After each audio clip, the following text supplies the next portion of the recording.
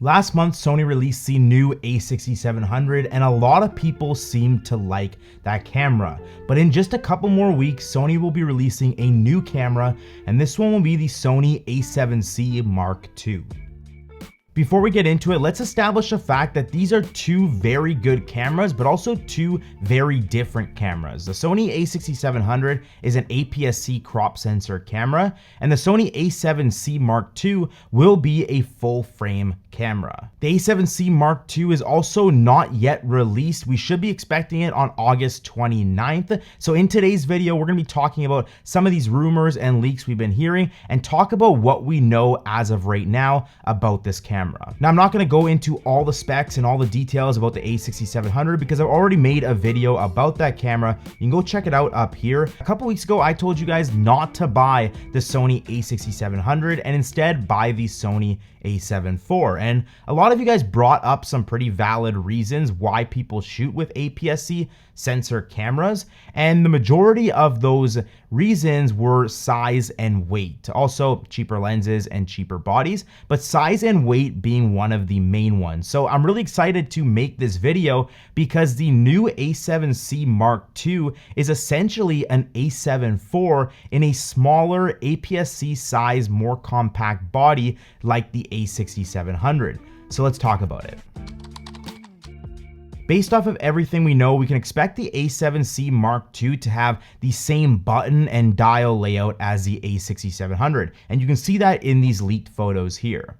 Now, looking at the leaked specs of the Sony A7C Mark II, we can expect basically the same camera as the A7 IV. Now, none of these specs have been confirmed yet. These are just leaks, but what we can expect is a 33 megapixel sensor, the same one as the A7 IV, up to 10 frames per second when shooting, up to 4K 60 shooting in 10-bit, 5 stops of in-body image stabilization. We'll have a 2.36 million dot EVF, about 1 million dot resolution less than the A7 IV. You'll get lens breathing compensation, 4K streaming, basically an A7 IV, except the A7C II will have the new AI processor and updated autofocusing system that you'll find in the A6700, the Sony A7R5, the ZVE1, cameras like that. We're not sure if it's gonna have one card slot or 2 card slots yet. Personally, I think it's gonna have only one, just because the original A7C had one, but also Sony is planning to release the A7CR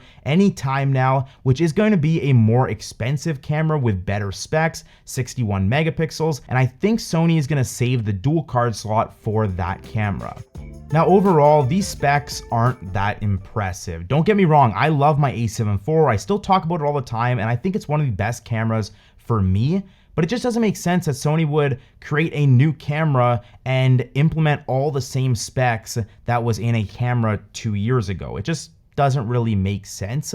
Who knows? These specs can change. These are just leaks. They're not confirmed yet. I personally think they are going to change, and I think the A7C Mark II is going to have the same features and specs as the Sony A6700, just in a full frame body. The nice thing about the A7C Mark II based off of the leaks is that it's going to be a better A7 IV. It's going to have the new AI processor, improved autofocus. It's also going to be much smaller, and it's going to be light like the A6700. However, the just recently released Sony A6700 is an absolute beast of a camera if you like the benefits of shooting with an APS-C camera. It has a 26 megapixel sensor. It can shoot up to 11 frames per second. It's going to have 5-axis in-body image stabilization. You can shoot 4K 120 on this thing. You can stream in 4K. It's going to have the same 2.36 million dot EVF. It's going to have the latest improved processor with AI features and improved autofocusing.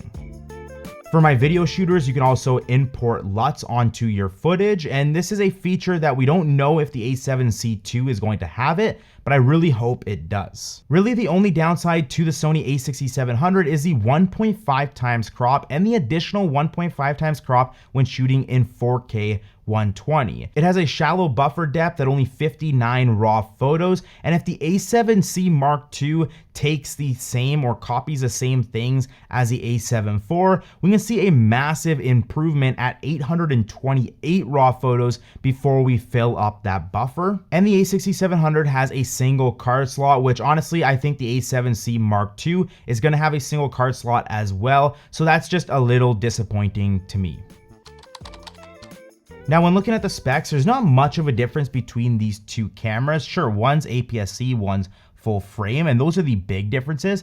But in terms of specs, there's not really much differences, just a few trade-offs. So the A7C Mark II has a will have a 33 megapixel sensor. So if you're shooting video, you're gonna get a sharper image because that's gonna be a 7K image downsampled to 4K. The A6700 has a 26 megapixel sensor, so you're gonna get a 6K or a 4K image downsampled from a 6K sensor. However, the A6700 can also shoot at 4K 120, and the A7C Mark II is supposedly only going to be able to shoot at 4K 60 like the A7 IV, which is a little disappointing if it can only shoot up to 4K 60. We don't know that for sure, that's just what the leaks are saying. The main difference is going to be what I mentioned at the beginning, and price. Now, there's no confirmation or leaks about the price of the A7C Mark II. Nobody really knows what it's going to be priced at, but if I had to guess, I honestly think it's going to be about $200 cheaper than the A7 IV.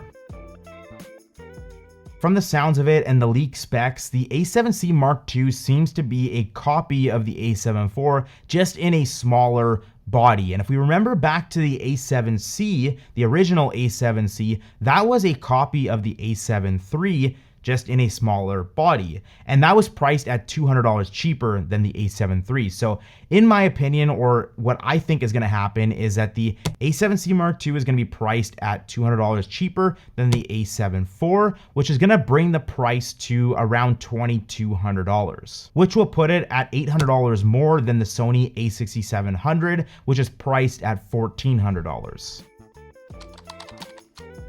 So this is what I think. If you already have a bunch of APS-C lenses and there's no desire to move to full frame, there's nothing demanding for you to go to full frame, and you want to reap all the benefits of shooting with an APS-C camera, like cheaper lenses, cheaper bodies. Typically, this would be also smaller and lighter bodies, but the A7C Mark II kind of diminishes that.